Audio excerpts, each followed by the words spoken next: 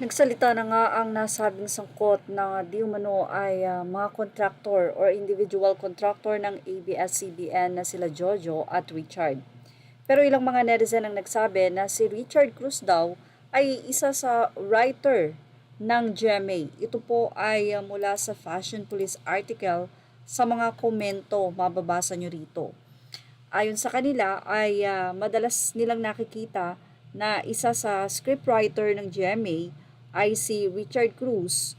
Siguro dahil hindi ka lang nagbabasa o pagka nanonood ka, hindi mo na ito binabasa. Kaya hindi alam kung sino nga ba sila sa GMA. Anyway, ayon daw sa kwento, parang ang isa ay hindi talaga invited sa gala. Ito po ay mula sa isang artikulo.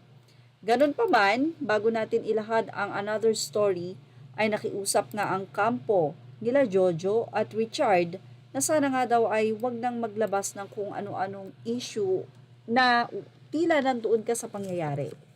So wag na sanang madagdagan pa yung mga issue na yon hanggat wala pa talagang nangyayaring investigasyon ang mga dapat mag-imbestiga.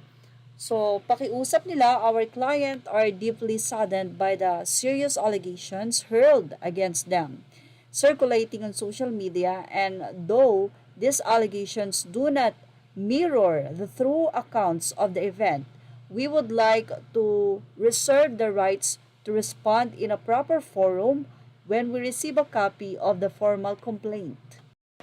For the meantime, we urge the public to respect the investigation being conducted on this case, and we advise people who have no personal knowledge of the incident to refrain from posting baseless, defamatory allegations and therefore unfairly subjecting both parties to publicity trial.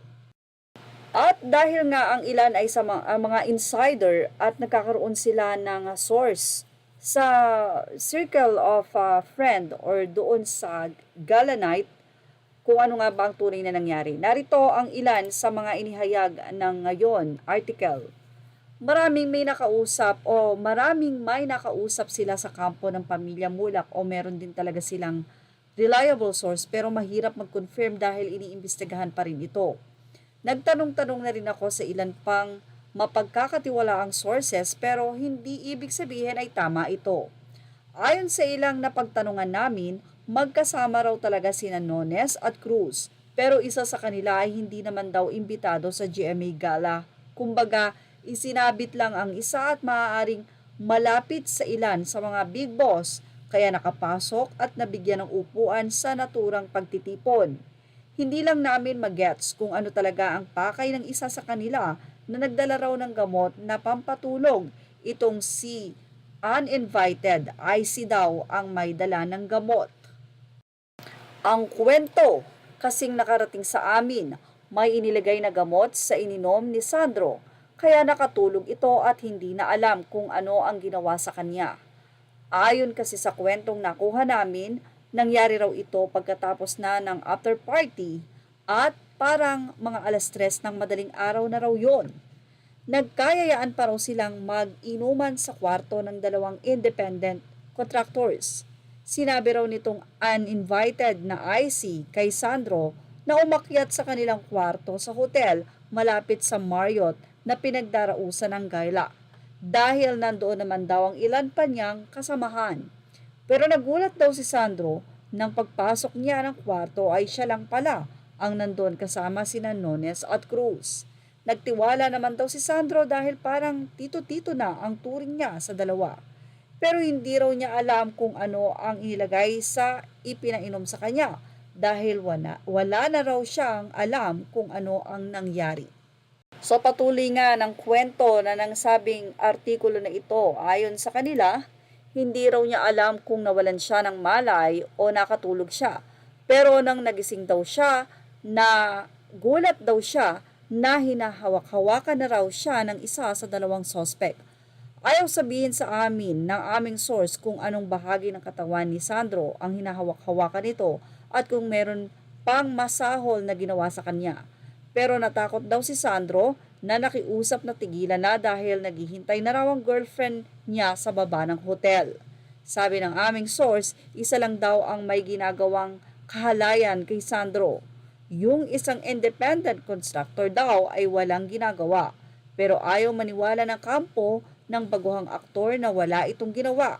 Kaya patuloy pa itong iniimbestigahan sa ngayon kung ano talaga ang totoong naganap. Sa ngayon ay under preventive suspension daw muna ang dalawa habang gumugulong ang investigasyon.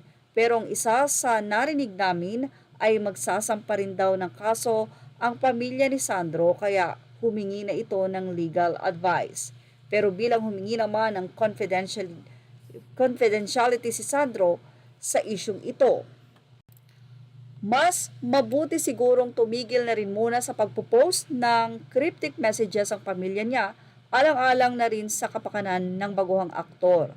Dahil sa kasong ito, muli na namang mauungkat ang iba pang kwento na hindi na lumaki kagaya nitong kay Sandro. Ang iba kasi ay tahimik na lang at ayaw na nilang maging kaso pa. Pero mas mabuting hindi lang itong kay Sandro ang imbestigahan ng GMA7, kundi ang iba pang naririnig naming kwentong nangyari, hindi lang sa nakaraang GMA Gala. At yan ang ang ating Showbiz Snap update. Tumutok lang po for more. Images are all credit to the rightful owners. Thank you for watching Showbiz Snap.